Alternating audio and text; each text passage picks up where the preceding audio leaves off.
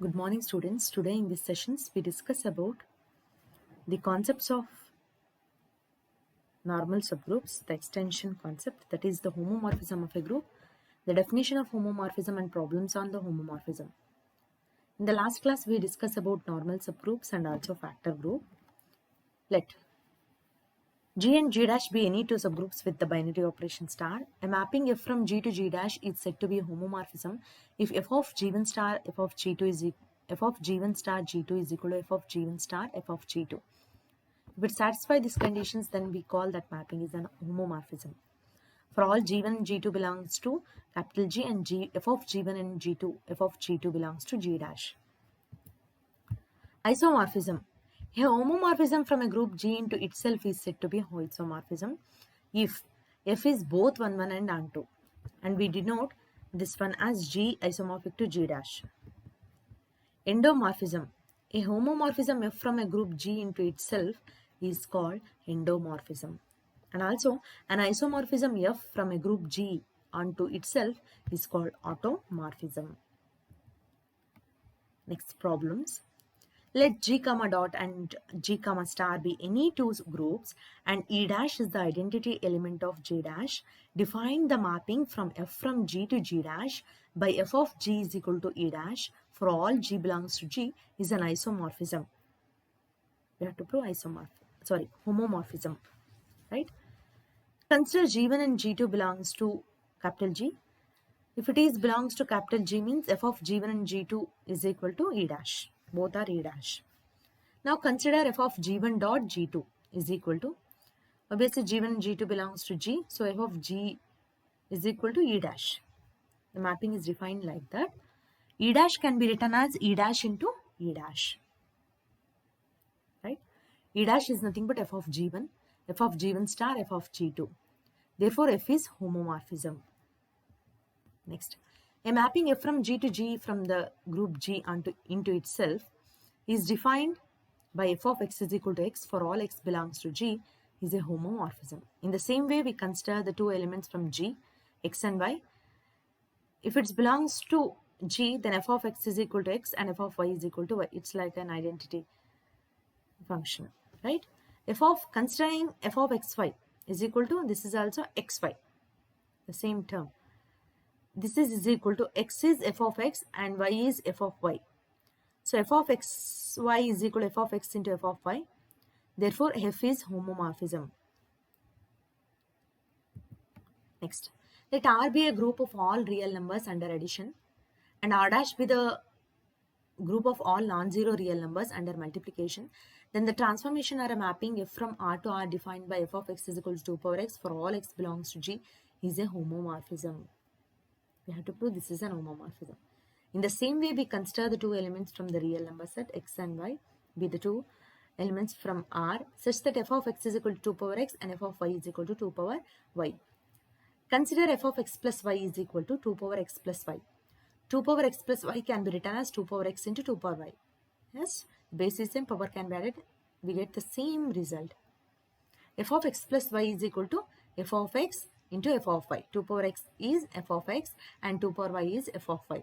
So, therefore, F is homomorphism. Next, let F from Z to Z, where Z is a group of integers under addition defined by F of X is equal to 3x for all X belongs to Z. Examine whether F is homomorphism. Okay. In the same way, we consider the two elements X and Y belongs to Z, let X comma Y belongs to Z, such that F of X is equal to 3x and F of Y is equal to 3y. Right? Consider F of X plus Y. This is a group of integers under addition. So, therefore, F of X plus Y is equal to, it's of the form 3 into, here the term is X plus Y. 3 into X plus Y. So, 3x plus 3y. 3x is F of X and 3y is F of Y.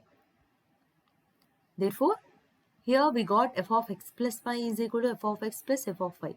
That is, F is homomorphism. Next, Z is the group of integers under addition Zn is a group of integers under addition modulo n. Defining the mapping from f from z to zn by f of x is equal to r, where r is the remainder of x on division by n. Prove that f is homomorphism. That is, look here.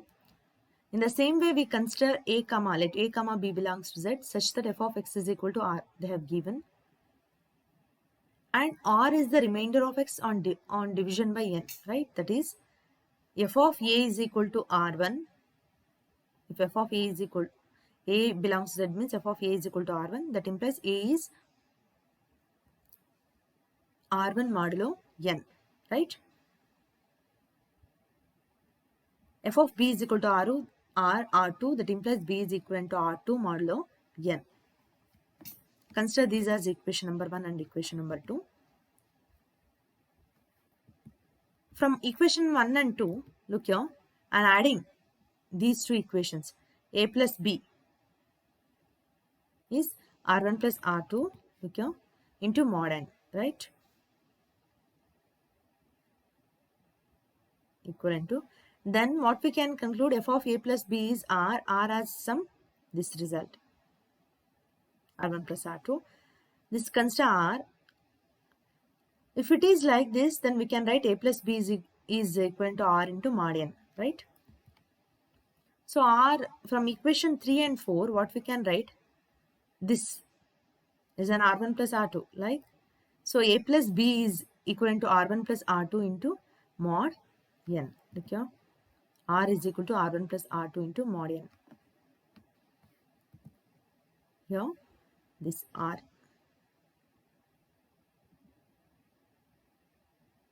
We write like this, is it? If it is, look here, if f of a is equal to r1 means a is equal to r1 into mod n. In the same way, f of a plus b is equal to r means a plus b is equivalent to r into mod n, by considering r as these terms. So again, applying this r as r1 plus r2, we have a plus b is equivalent to r1 plus r2 of mod n. So again, from equation 4 and 6, what we have, 4 is f of a plus b is equal to r. F of a plus b is equivalent to r is r1 plus r2 of mod n. This is r1 into mod n plus r2 into mod n. Then r1 into mod n is f of a plus f of b. Therefore, f of a, what we have, f of a is equal to f of a plus f of b, right? Therefore, f is homomorphism. Thank you.